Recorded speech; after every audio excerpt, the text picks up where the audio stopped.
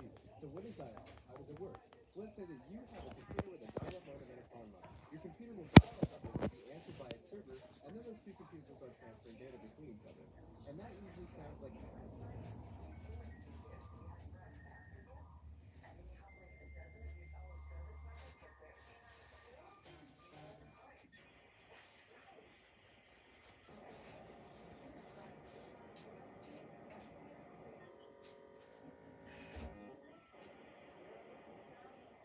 So that